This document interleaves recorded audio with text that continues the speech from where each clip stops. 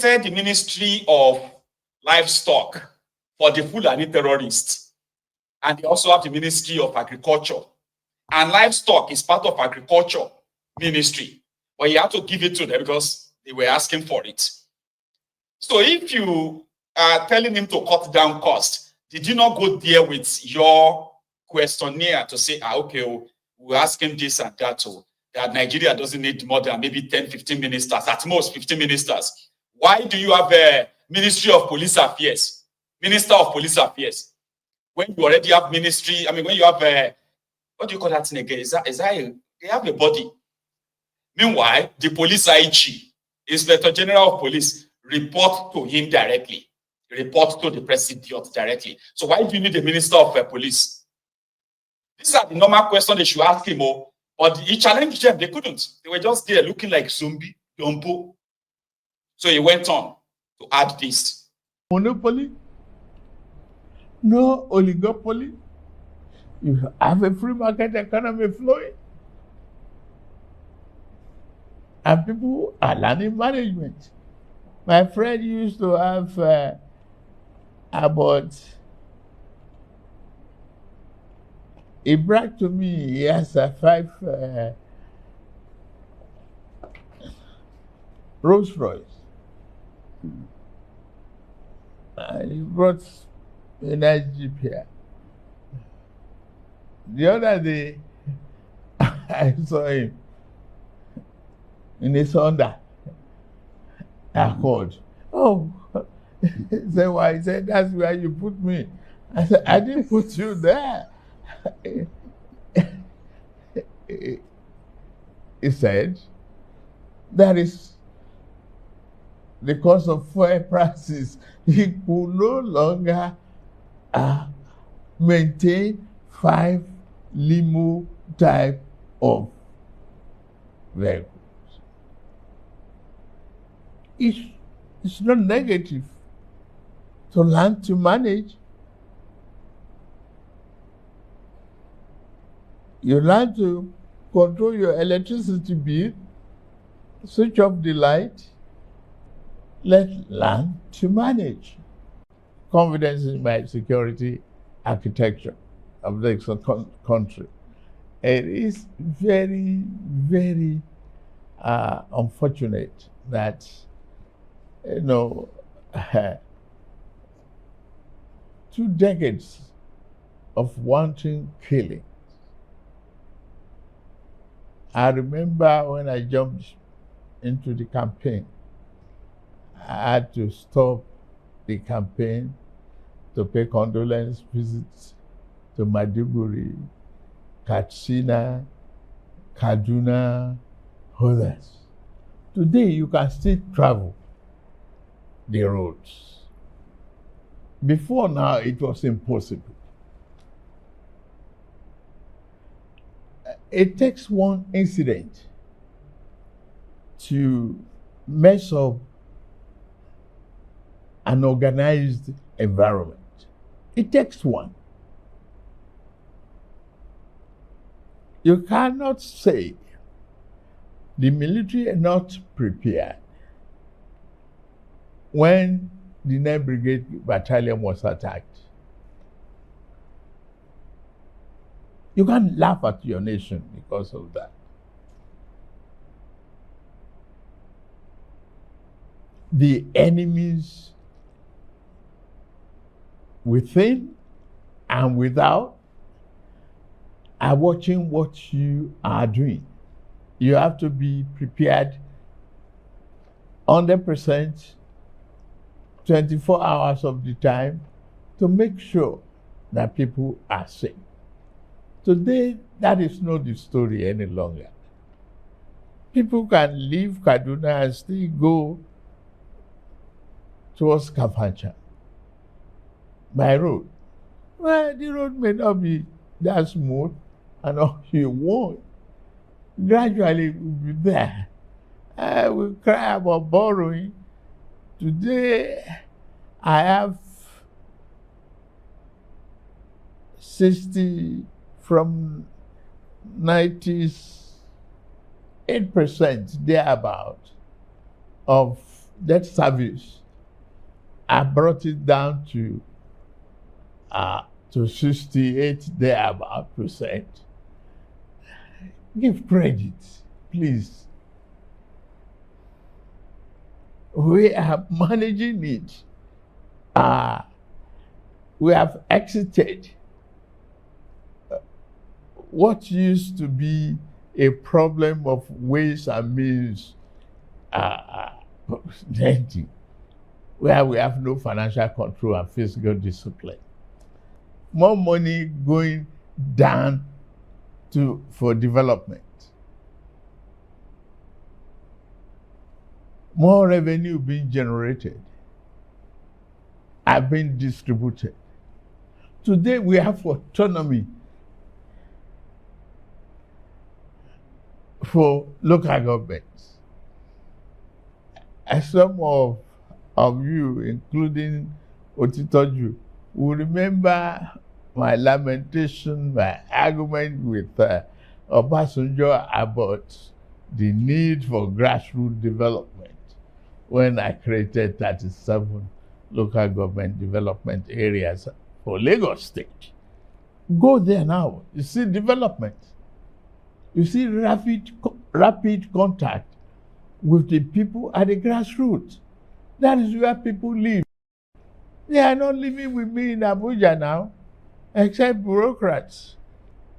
And we have to do that.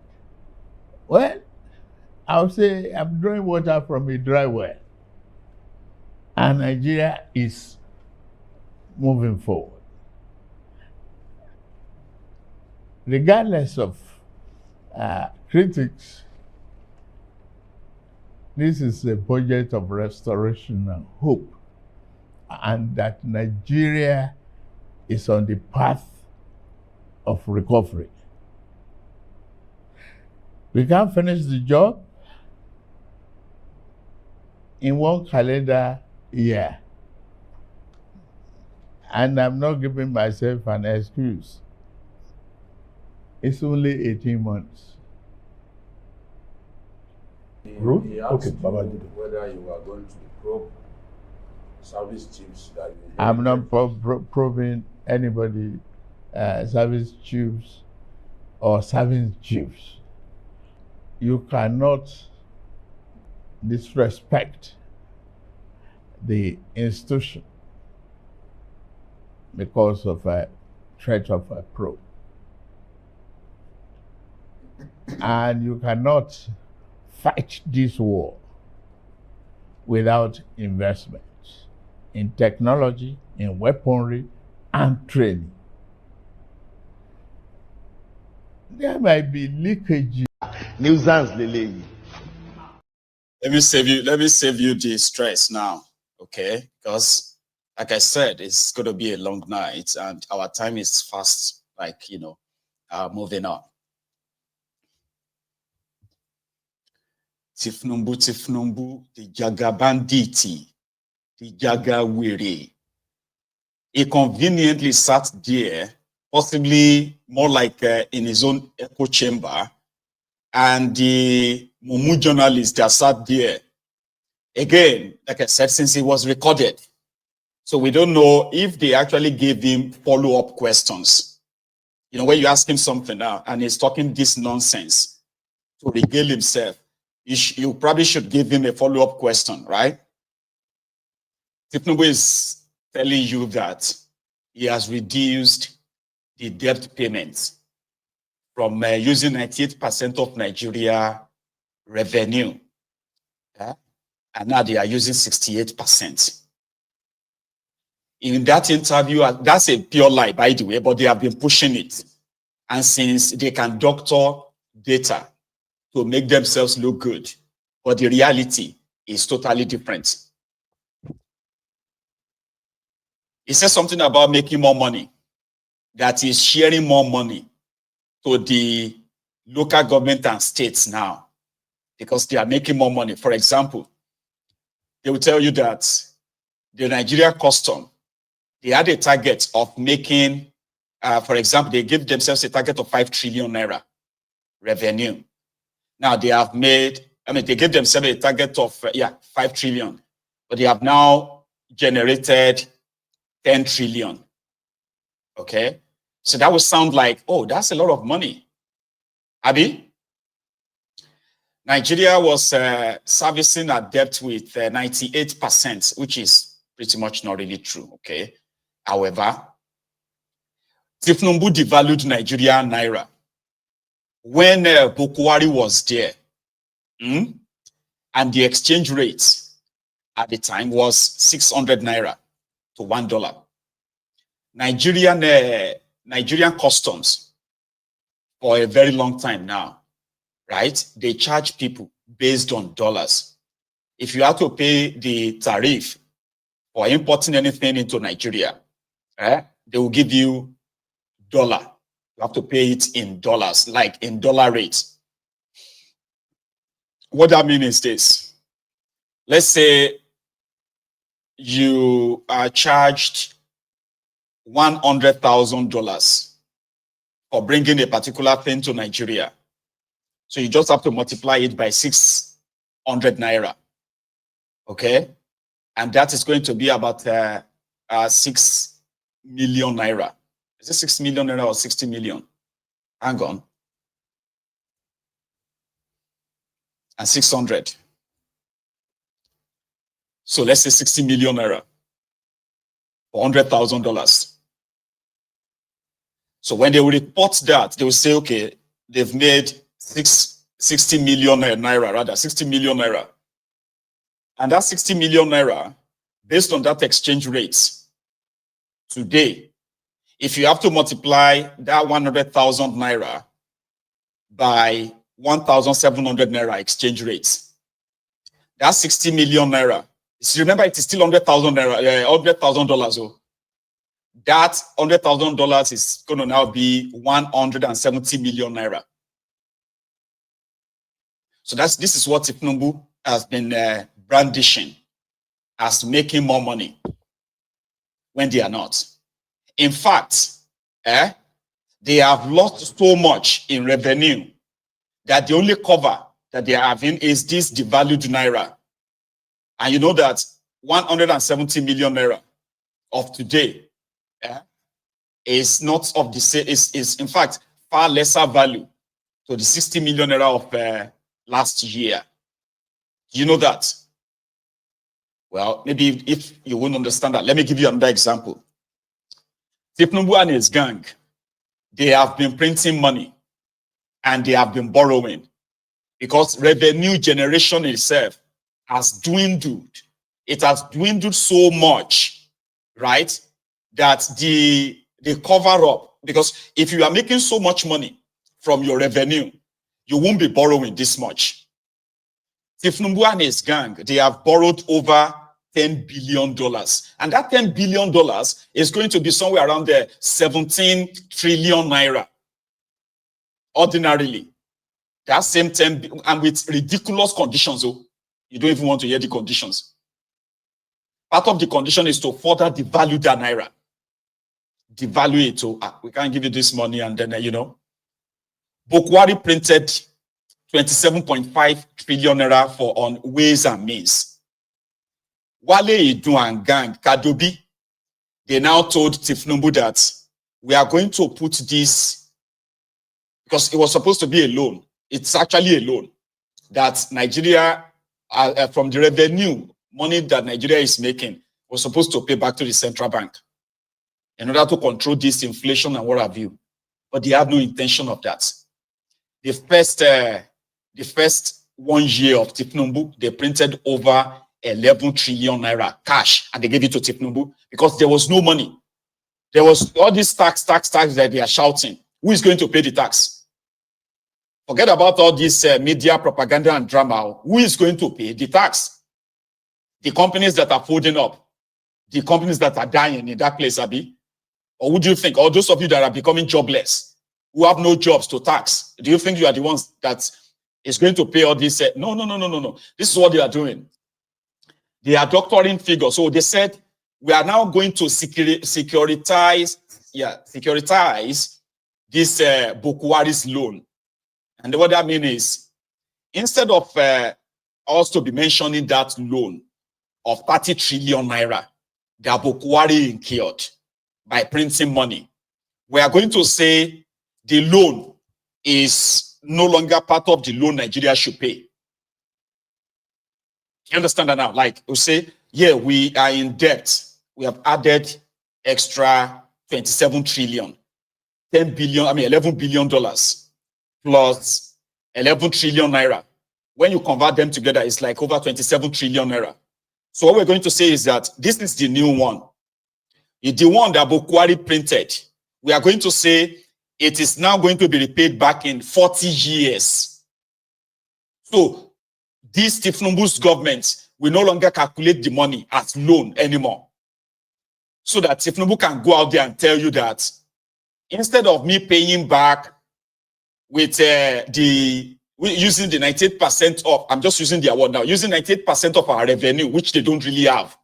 Instead of me paying back with this 98% of revenue, we have securitized about 30% of the loan of 30 trillion naira. Okay, we have or about 25% of the loan. We don't have to pay it now. It's no longer loan. We can pay it back in 40 years' time. This is them talking to themselves, so making the rules for themselves to look good, Abi.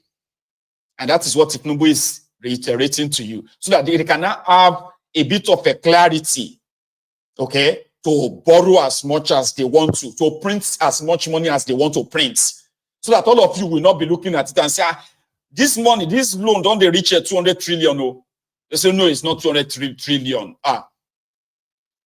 Remove that one that we have. He even came out, Tinubu came out and said he has paid the money printed by Bokwari, has paid it off. That's no longer loan, it's cleared.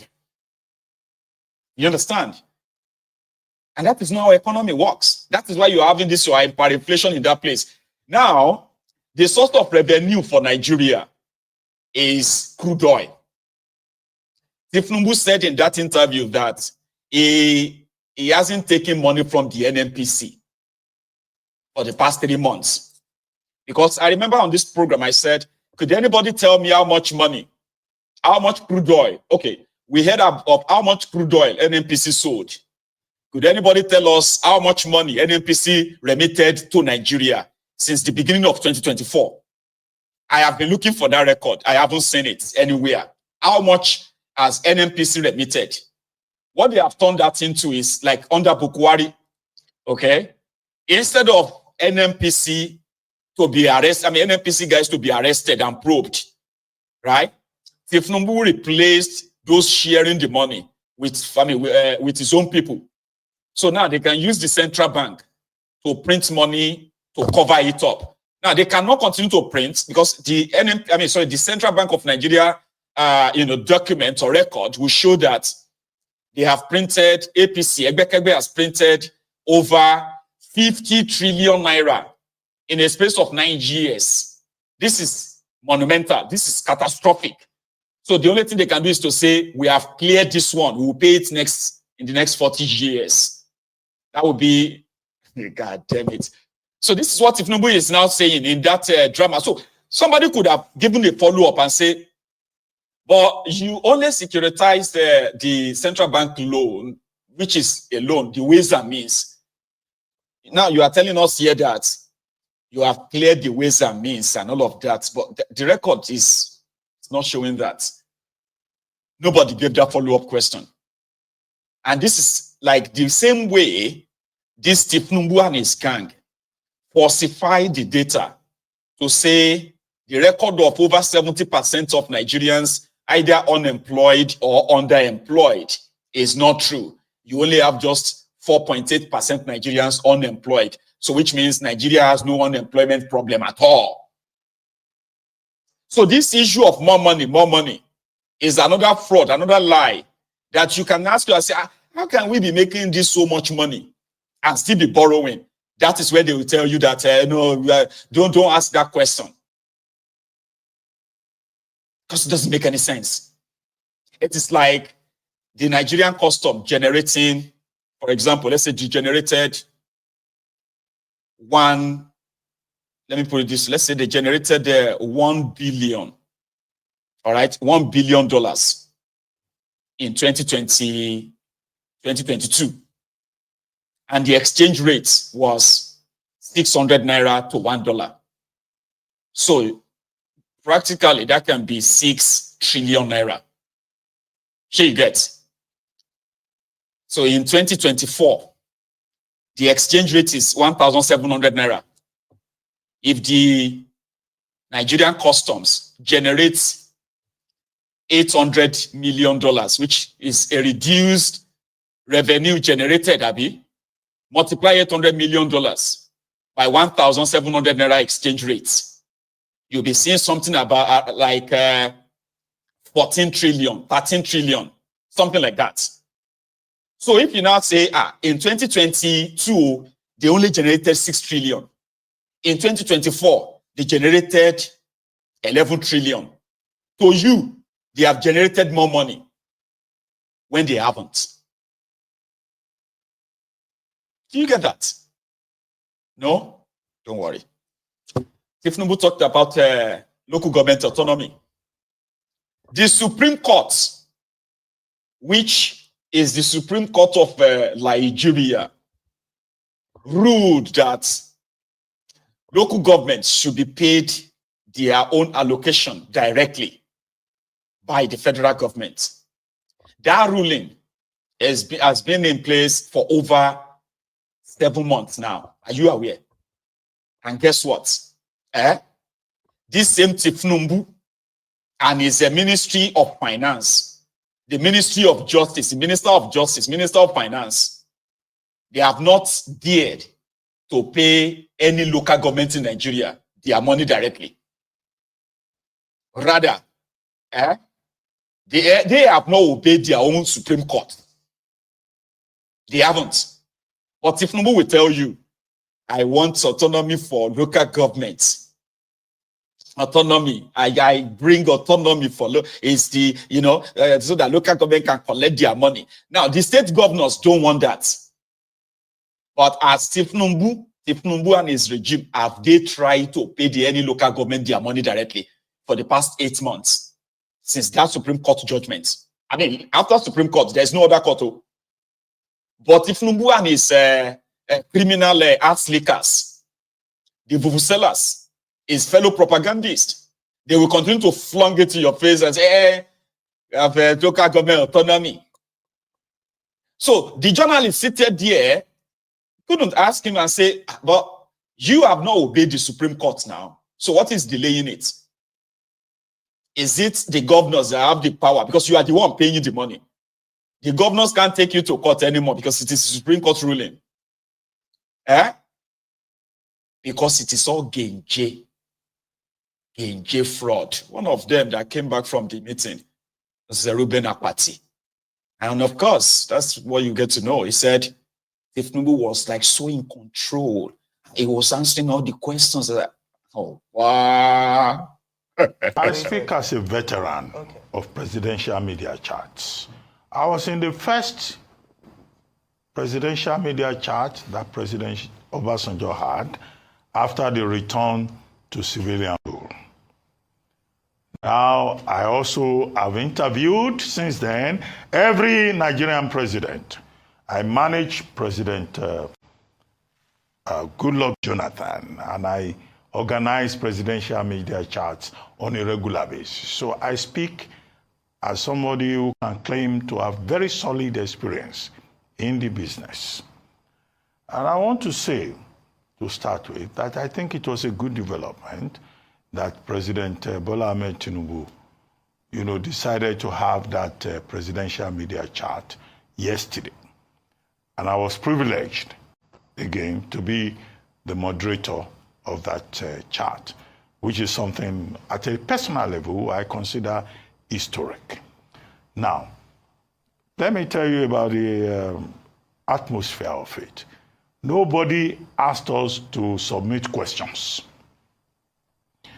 President Tinubu did not say, what are you going to discuss? In fact, we did not see him until he walked onto the set.